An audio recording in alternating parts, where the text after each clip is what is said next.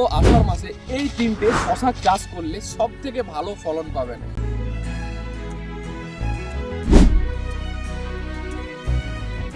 সব থেকে বেশি বাজারে চাহিদাযুক্ত, দেশি সাদা কালারযুক্ত এবং উচ্চ ফলনশীল ও বিভিন্ন রোগ প্রতিরোধ ক্ষমতাযুক্ত এই জাতগুলো যদি চাষ করেন তাহলে সবচেয়ে বেশি লাভ করার সম্ভাবনা রয়েছে। তো আসুন দেখে নিন এই জাতগুলো সম্পর্কে বিস্তারিত তথ্য। আজকের ভিডিওতে যে জাতগুলো সম্পর্কে আলোচনা করব তার গাছ আপনারা চোখের সামনে দেখতে পাচ্ছেন। যে তিনটে জাত আমরা আলোচনা করব সেই তিনটে জাতই এই জমিতে চাষ করা হয়েছে এবং যেহেতু এই গাছটা ছোট তাই এটার ফলন কেমন হবে সেটা আমি গত বছরের ভিডিওটা আপনাদের সামনে উপস্থাপনা করছি, যেখান থেকে আপনারা আইডিয়া করতে পারবেন এই জাতগুলোর কালার ও সাইজ কেমন হয়। তো দেখুন আগের বছর এই সময় জমির ফলন।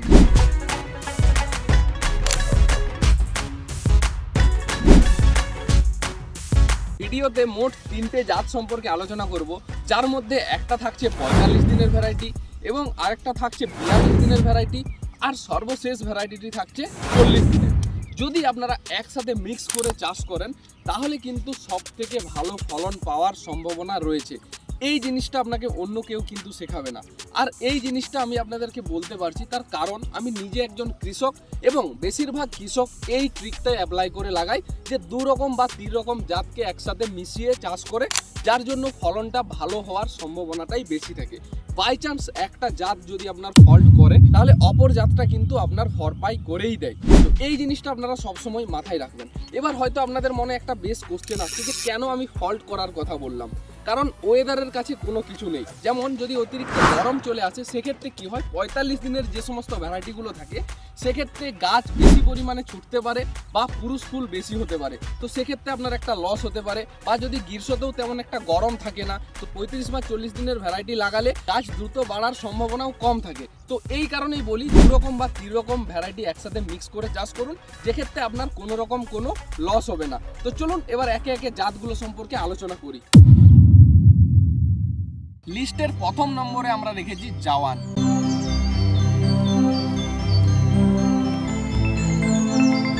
এই জাতটি যদি আপনারা এখন চাষ করেন, মানে এখন থেকে বর্ষা পর্যন্ত 2টা মরশুমে এই জাতটি চাষ করা যাবে এবং এটি একটা 45 দিনের ভ্যারাইটি।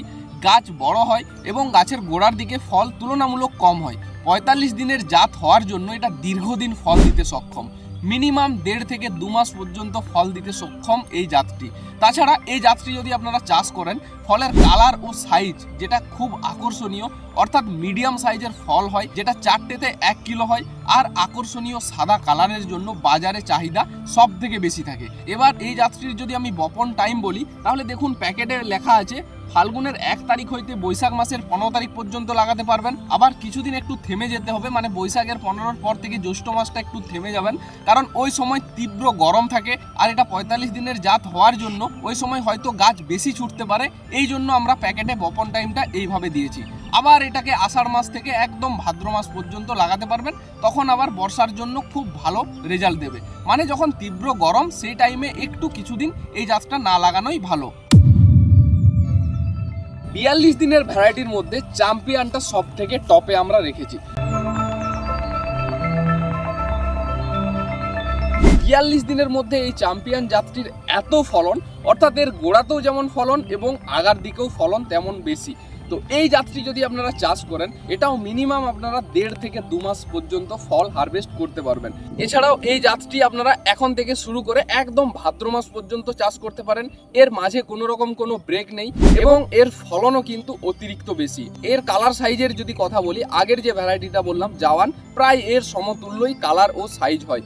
আর এই জাতগুলো যেহেতু হাইব্রিড ও দেশির সংকরায়নের ফলে বানানো, তাই এর ফলনও বেশি, আবার কালারটা দেশির মতো হয়, যার জন্য আকর্ষণীয় কালার ও সাইজে বাজারে সবার আগে এই জাতটি বিক্রি হয়।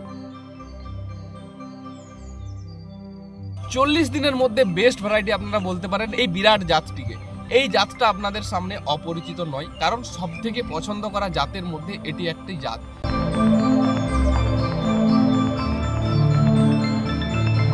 এই বিরাট জাতটিকে আপনারা এতটাই পছন্দ করেছেন যেটা আমাদের প্রতি বছরই সিজনের আগে আউট অফ স্টক বা স্টক শেষ হয়ে যায়। তো এই জাতটি আপনারা 40 দিন থেকে প্রত্যেক গাটে গাটে ফল দেখতে পাবেন এবং একটা শশাও কিন্তু লাল হয় না, যেটা দেশি শশার একটা সমস্যা হয়, একদিন বা দুদিন রেখে দিলে লাল হতে পারে, কিন্তু এই বিরাট বা জওয়ান এই দুটো জাতের শশা একদমই লাল হয় না।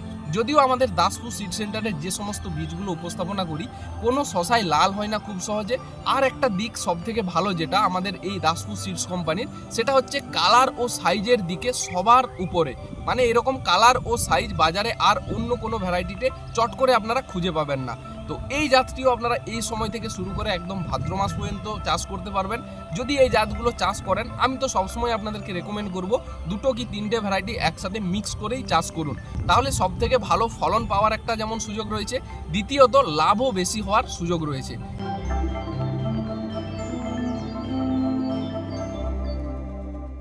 এই জাতগুলো যদি আপনারা এখন থেকে ভাদ্র মাস পর্যন্ত চাষ করেন তাহলে রেজাল্ট তো সব থেকে ভালো পাবেন, যেটা আমি বললাম ভিডিওতে।